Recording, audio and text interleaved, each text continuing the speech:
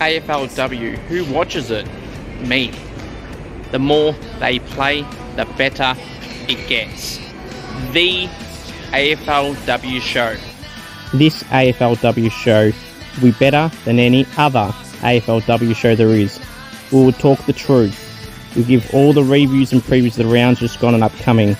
We will talk about any topical conversations on this show. It's a show for the people. This is the AFLW Show, and it starts right now. Yes, no, maybe. I don't know. Can you repeat the question? You're not the boss of me now. You're not the boss of me now. You're not the boss. Let's go. 24 seconds. It's in Melbourne's 50. Lauren Pearce. Lauren Pearce. It's missed. The post. 5 points. About 12 seconds left. Geelong should hold on. Turnover Geelong in the Melbourne goal. Quick turnover. Lauren Pearce almost became a hero.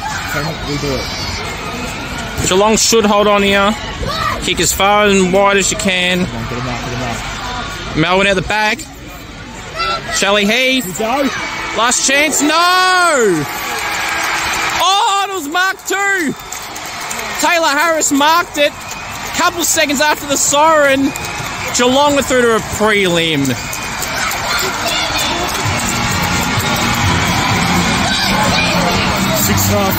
7-8, 50, Geelong have won. Harris marked it after the siren. 6-9-45, Geelong 7-8-50. They'll go face the Lions next week in the prelim. North will host the Crows at Icon Park. Hello everyone, I'm your host Cooper, the sole admin of AFL Information, Trade Rumours and Results. Welcome to episode 13 of the AFLW Show.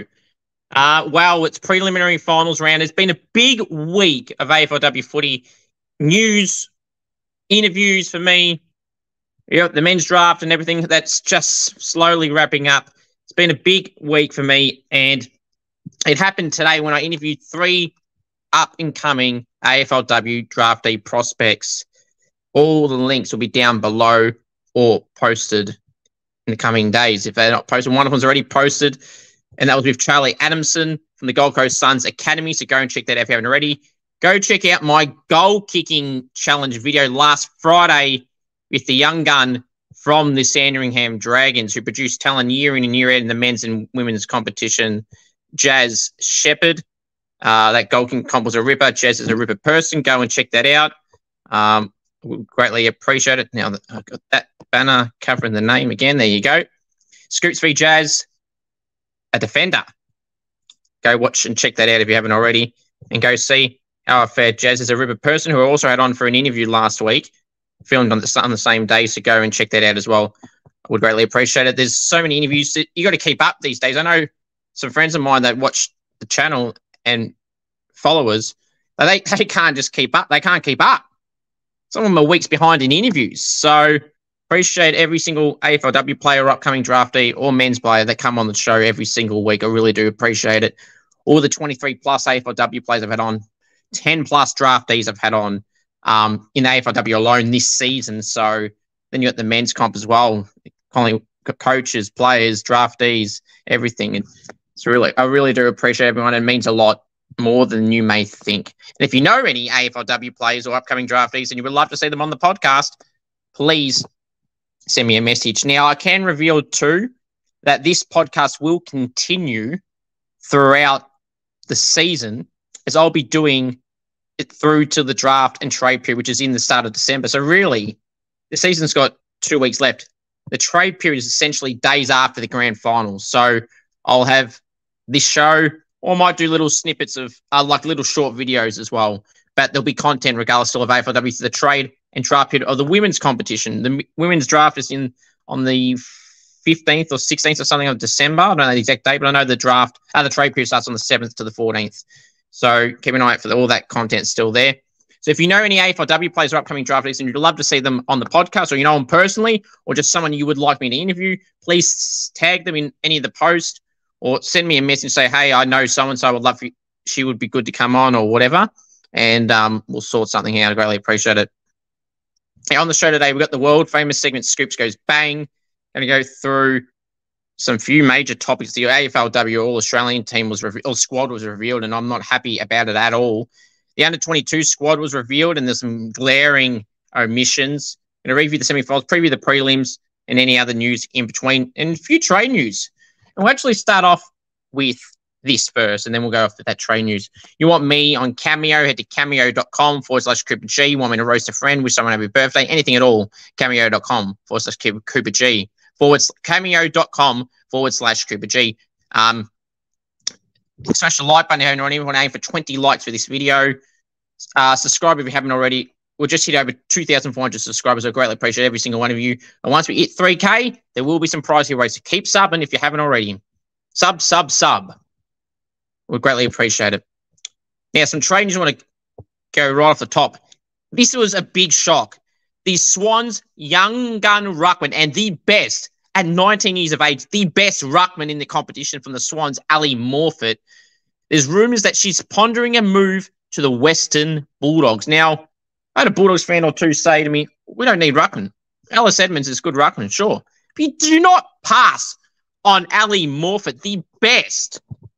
I can't stress enough, the best ruckman in the competition. It's just like saying in the men's you'll pass on Max Gorn because you've got a ruckman already. Just stupid thinking.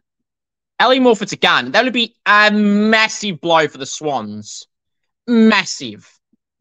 Now, let's not confirm that that's happening or anything, but if that does happen, it's been pondered, that would be a huge blow. And as this would be for the GWS Giants, experienced midfielder Elise Parker is exploring some options from a few Victorian clubs, apparently, and Richmond is one of those clubs. Very interesting. The Giants will not want to lose Elise Parker. That's some trade goss so far for the women's competition as of right now. Now, I know this may be mentioned, excuse me, but I want to mention this. So congratulations to all the pre-draftee signees for Port Adelaide, Sydney, Hawthorn and the Bombers. The Swans signed Holly Cooper, part of their academy. Congratulations to Holly. The Hawks signed 3 players, headlined by Lauren Stone, Hayley McLaughlin as well. So, and Jess Vukuk. So congratulations to those 3 girls. The Bombers signed Amy Gaylor. Congratulations to her as well. And the Port Adelaide Football Club signed Molly Brooksby, Shanae Goody, and Lauren Young. Sorry, I just got a message from someone.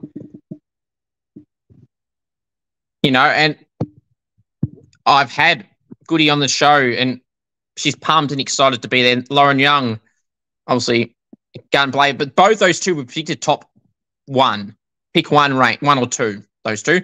Then you got Piper Window, who I had on the podcast also recently. All Ripper people. And nothing against them. It's not their fault. This is how the rules work. But yeah, let's just get the script thing. Anyway, congratulations to those guys for getting pre-draft selected. All right, it is time for the world famous segment. This is going to be the most explosive Scoops Goes Bang on the AFLW show in history, in front of millions and millions. And that's just a fact of life. Yeah. Acknowledge me. All right. Scoops Goes Bang. Boom. Where do I start? The whole episode might be Scoops Goes Bang on something. Like, I'm speechless right now.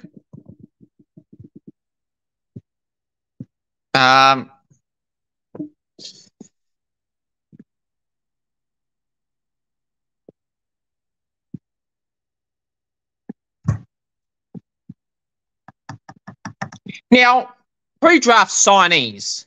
I just listed the names off there. I'm not going to necessarily repeat the names in whole.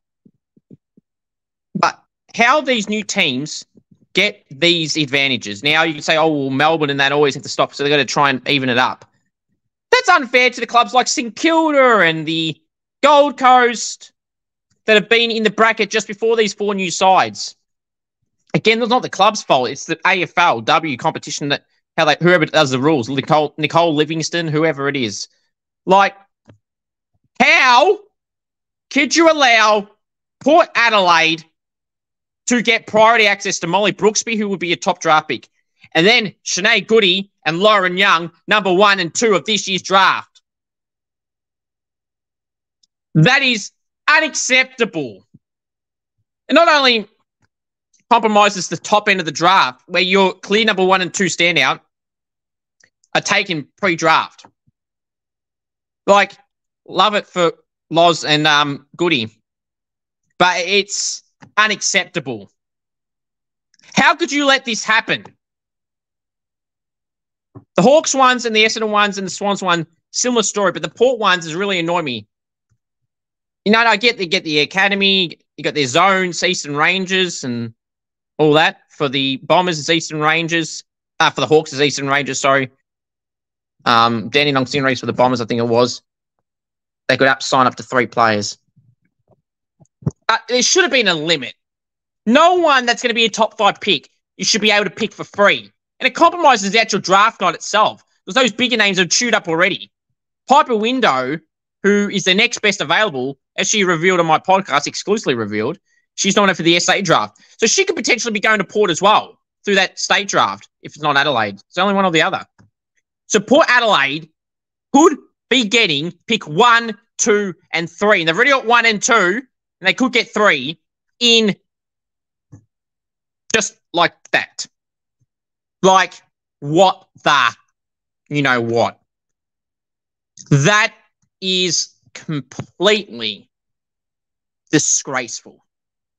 The Cole Livingston and the AFLW people that have made these decisions need to lift your game and change the rules.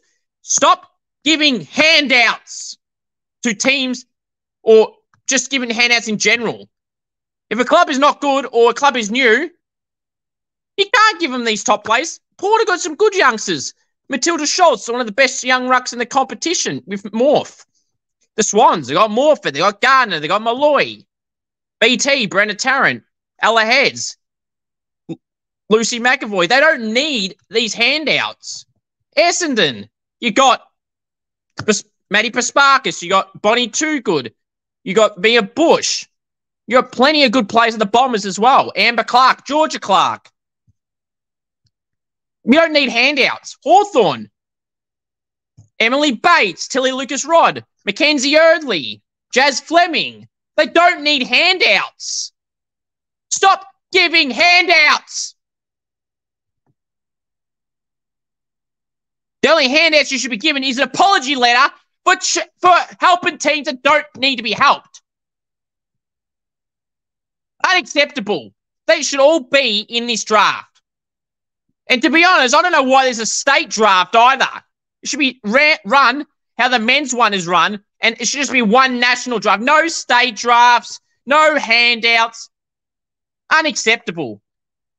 And while we're at it, because there's not going to be no more men's podcasts, the AFL Academy rule needs to be changed as well. And the clubs are showing they're pissed off. Geelong are hypocritical to be one that's pissed off of handouts and getting looked after. Collingwood were the other. Ched Walter, Will Graham, Jake Rogers, Ethan Reid. They're all approved, right? Jordan Croft, father, son. Will McCabe, father, son. All approved. But why the hell did an NGA Academy prospect for the Eagles, Lance Collard, who went to my Saints, and T. Judith, who's linked to the Hawks NGA as well, and Luman Loyal for the Bulldogs in the NGA Academy. Why the hell does it matter? Why weren't those clubs allowed to match like Gold Coast were and like Bulldogs and Hawthorn were? Why did Luman Loyal and Tujayath and Lance Collard get treated differently when they're in an academy as well? Like, what's the difference? NGA Academy, same thing. Why are the rules different for certain academies? Or they've been biased to certain teams. Like, this correlates to both leagues. It's a disgrace. A disgrace. Nicole Livingston, Andrew Dillon, fix it. Lift your game. Atrocious, pathetic, unacceptable. Pathetic. Now, continue on with the pathetic themes of decisions and rule makings and whatnot. The under-22 squad had some real glaring omissions. Now, let's look at the final squad in the final team in the end. Now, it is fan voted, so it can be a little fabricated a little bit. Now, congratulations to all these girls from Daisy Darcy, Talia Gillard, Gab Newton, Lucy McAvoy, Tani Evans, Georgie Pasparkas, Charlie Rowbottom, Nina Morrison, Ella Roberts, Mia Austin, Tia Charlton, Zali Goldsworthy, Alyssa Bannon, Ali Morford, Laura Garner, Isabel Dawes, Ella Heads, Eliza McNamara, Madison Newman, Alice O'Loughlin, Matilda Schultz, and Sophie Vanta Hoovel. Look, I'm not saying that none of these girls don't deserve to be in the team. But, like, give me a break. Where the hell is Jazz Fleming? Where is Charlotte Thomas? Like, what the hell is this crap? From fan voting. Fan voting is always ridiculous, but sometimes I wonder if the selection panel, people that put the squads and final teams out for all Australians, that is just as bad. Charlotte Thomas won the Eagles B&F over Ella Roberts, which I don't know how. Charlotte Thomas was a gun this year. Fantastic. She was their second best player for the year behind Ella Roberts for me. So how's she not getting the team? The final team? Like, give me a break. Where's BT? Brenna Tarrant. Wasn't even in the squad. Mackenzie Early. She's not even in the squad. Like, ridiculous. Unacceptable. BT, Brenna Tarrant, you heard on the commentary in the final on the weekend, they said she's had an All-Australian worthy year. And she has. She's been terrific. From moving from Melbourne a couple of years ago. And she didn't even get in the squad for the under-22 team or the All-Australian team, which I'm now going to get into. It's an absolute disgrace. BT's been robbed. Big time. Defenders do not get appreciated as much as your average mid and forward. That's why when I did my Scoops AFLW medal votes and my Scoops medal for the men's as well, you see more defenders get in there than the AFL Brownlow does as well. And I'm sure the AFLW awards this year will be the exact same. Backline players don't get really recognised. So here's the squad that was released, the All-Australian squad of 40 or whatever it was. You've got Neve Kelly, Warranted, Anne Hatchard. I mean, squad's okay. You got Chelsea Bedell. I mean, BT was better. Mackenzie Early was better. So where's their spot in the squad? Ebony, and this is not a dig on the players, it's a selection panel. Marinoff, Warranted. Ponta, I don't know, squad, whatever. Caitlin Gould, Warranted. Dakota Davison, Warranted. Ellie Anderson, Warranted. Nate Grider, I'm not so sure. Sophie Conway, I'm not so sure. Keely Shear, Warranted. Bree Davey, no. I'm sorry, Bree Davey's a great player, and he's Collingwood's best player, but this year she didn't have the best year. She missed a few weeks through injury, so I don't know how she got in the squad. And there's some quiet games. Bonnie Toogood and Pasparkas, Warranted. Emma O'Driscoll, Warranted. Mimi Strom, I'm not so sure. We got Morph and Schultze already. So I'm not sure there. Charlie Rowbottom and Claudia Whitford, both Warranted. Daisy Darcy, Warranted. Nina Morrison for a squad, Warranted. Georgie Pasparkas, Warranted. Tani Evans and Zali Goldsworthy, Warranted. Emily Bates for the squad, Warranted. Eden Zanka and Kate Hall, both Warranted. Tyler Hanks, Warranted. Talia Gillard for the squad, Warranted. Emma Carney, Warranted for the squad. Jazz Garner, obviously Warranted. Same with Vash Riddell. Jazz Ferguson, again, BT was better. And so was Mackenzie Early. So I wouldn't have had her in personally. She had a good year, but not as good as the girls I just said. Gemma Houghton for the squad, fine, I guess. Abby Dowrick for the squad, Warranted. Mont Conti, definitely Warranted, as is Elise Sheeran. Jamie Lambert for the squad, I'm not so sure. Had some good games and had some real quiet ones as well. Ali Morford, Laura Garner, Chloe Malloy, Warranted for the squad. And for the final team for the first two, Morph and Gardner. Ali Blackburn, Warranted, and Charlie Thomas, Warranted. My point is here. All right. Where is Ella Roberts? A rising star contender, 20-plus disposals, can play in bloody pretty much every position on the field you can think of. Forward, back, wing, mid, ruck even. Doesn't even get in the team. Absolute disgrace. Where's BT Brenna Tarrant? Where's Mackenzie Early? Where is Ella Roberts? Unacceptable. the final team is quite frankly, now irrelevant and fabricated because those names I just said aren't in the squad.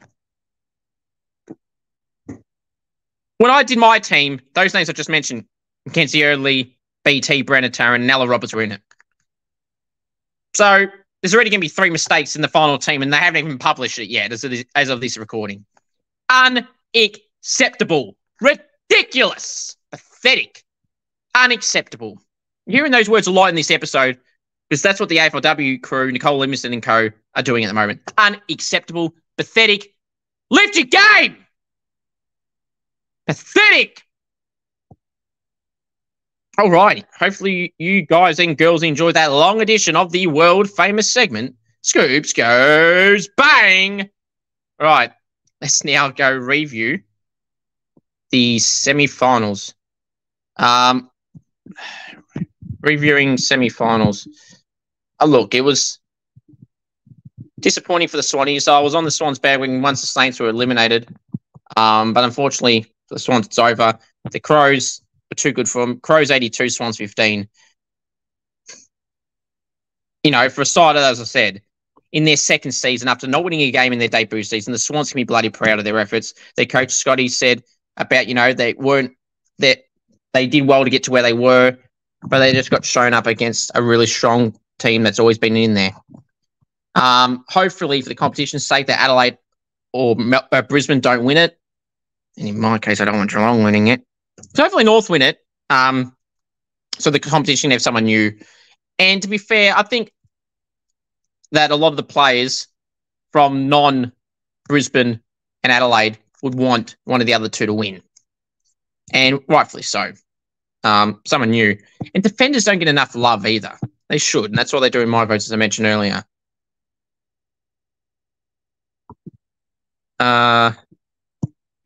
You know, it's just unacceptable. Anyway, you know, Laura Gardner was really good for the Swans. Ella Heads was really good. BT. Brennan Tarrant was terrific. All 3 of them were. For the Crows, you know, Anne Hatchard. Unbelievable. Kicked like 2 goals and 38 disposals. Was freaking awesome. Anne Hatchard. Ebony Marinoff was decent. Caitlin Gould was all right. Elise Jones. Jess Waterhouse popped up for the goal late. Nice goal on the boundary line. It was a great win for the Crows. Unfortunately for the Swannies, their season is over, but they will hold their heads high. They had a bloody good year, the Swans. Well done, Swannies. Bad luck on the weekend, though. The other game to go through was Melbourne 45, Demons 50, 45, Geelong 50. Geelong by 5 points. Demons out in straight sets. Gee, that seems to be a common trend in the men's and women's comps now. And all the other stuff around the club going on. Disappointing, though. To their credit, they were down by 5 goals 3/4 time, and they almost won. They didn't deserve the win for the first 3 quarters, but gee, in the last quarter, they got it to 6 points with 2.5 minutes to go, so they had a chance to win again. And credit to Melbourne, that's why they're always a strong bloody side. Lauren Pearce had a really good game and had a chance to score late. You know, Tyler Hanks was terrific. Madison Gay was good. Olivia Purcell. Kate Hall tried hard, but that was really it. And for Geelong, Georgie Pasparkas, Nina Morrison was good. Ashling Maloney, Zali Friswell, Michaela Bowen. It was a win for Geelong, and they go advance to play Brisbane in a preliminary final, which we are going to go through right now. So let's go preview the preliminary finals. Oh, I had the wrong banner up. That was the banner I meant to have. We were reviewing the semi-finals, and now we're going to be previewing the preliminary finals.